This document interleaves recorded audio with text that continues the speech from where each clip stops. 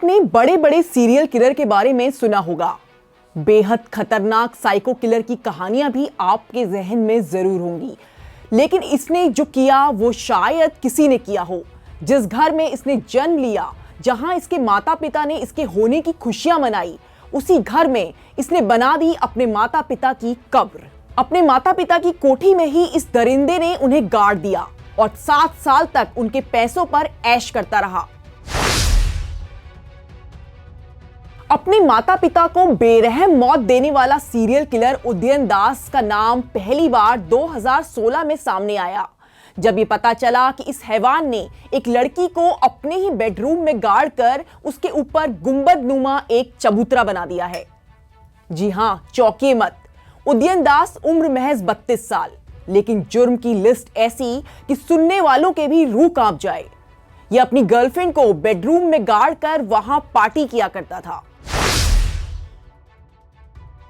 उदयन की कहानी की शुरुआत वैसे तो 7 साल पहले होती है, लेकिन दुनिया के सामने यह कहानी आती है दिसंबर 2016 को, जब आकांक्षा नाम की एक लड़की की तलाश में पश्चिम बंगाल की पुलिस भोपाल आती है। आकांक्षा उदयन दास की गर्लफ्रेंड थी। दोनों सोशल मीडिया के जरिए एक दूसरे के करीब आए थे। सालों से दोनों के बीच रिश्ता था। जून 2016 में आकांक्षा भोपाल आ गई, उदयन के साथ रहने लगी। अपने परिवार को झूठ बताकर कि वो अमेरिका में नौकरी के लिए जा रही है, वो भोपाल में साकेत नगर में उदयन के घर में रहने लगी। आकांक्षा कुछ दिन तो अपने परिवार से फोन पर बातें करती रही, लेकिन फिर उसने फोन करना भी बंद कर दिया। उसका फोन मिलना भी बंद हो गया। हालांकि सोशल साइट पे बना उसका अकाउंट एक्टिव था, उससे अक्सर आकांक्षा के नाम से पोस्ट होती रहती थी। परिवार को शक हुआ, वो उदयन के बारे में जानते थे। आकांक्षा के परिवार ने पश्चिम बंगाल के बांकुर में थाने में रिपोर्ट दर्ज करवाई। पुलिस की तफ्तीश शुरू हुई तो पता चला कि आकांक्षा तो कभी अमेरिका गई ही नहीं थी। पश्चिम बंगाल से पुलिस की टीम भोपाल आई और फिर भोपाल में आकांक्षा को तलाशने का काम शुरू हुआ। उदयन के घर की तलाशी ली गई, लेकिन पुलिस को कुछ भी नहीं मिला।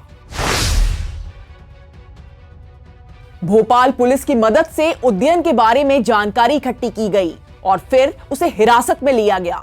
उससे सख्ती से पूछताछ हुई तो उसने जो बताया उसको सुनकर पुलिस भी हैरान रह गई।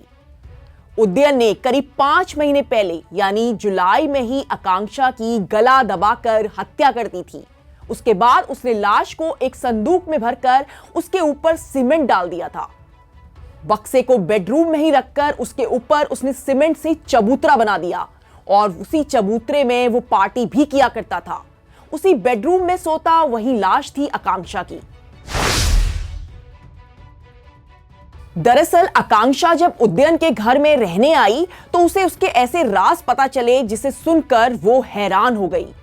वो घबराने लगी। 15 जुलाई के दिन इस बात को लेकर दोनों में काफी लड़ाई हुई। वो उदयन के सारे राज दुनिया को बताना चाहती थी, लेकिन उसी रात इस हत्यारे ने उसका कत्ल कर दिया और महीनों तक राज को छुपाए रखा। आखिर वो राज था क्या जो आकांक्षा जान चुकी थी, जिसके बाद इसने आकांक्षा का मर्डर कर दिया।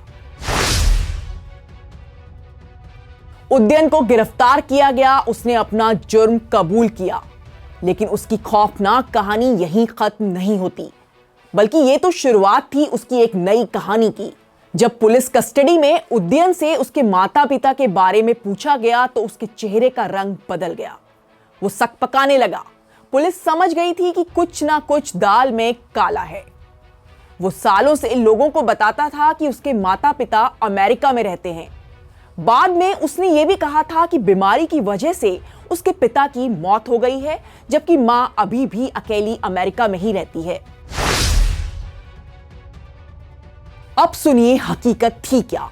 क्या वो राज था जिसे आकांक्षा जान चुकी थी?